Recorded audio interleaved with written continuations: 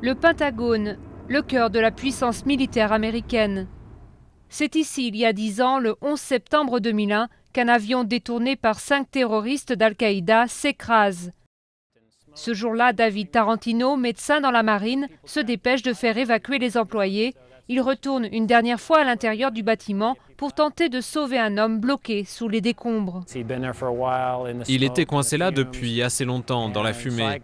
J'ai rampé vers lui et j'ai réussi à dégager des choses, suffisamment pour l'extirper. Je l'ai tiré vers moi et je l'ai passé au capitaine Thomas. Ensuite, on a couru dehors et juste après, tout s'est écroulé. Et après, l'endroit est devenu totalement inaccessible.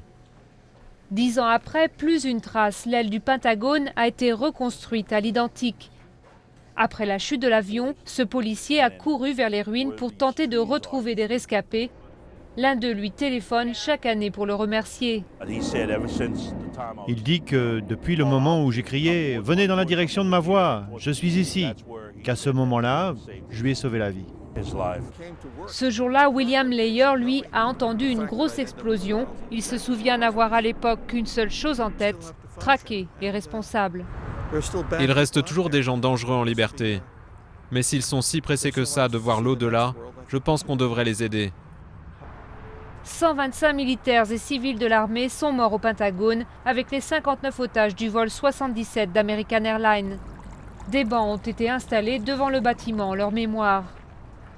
En frappant le Pentagone, les terroristes ont touché l'âme de la défense américaine, une attaque que les États-Unis essaient toujours de venger aujourd'hui.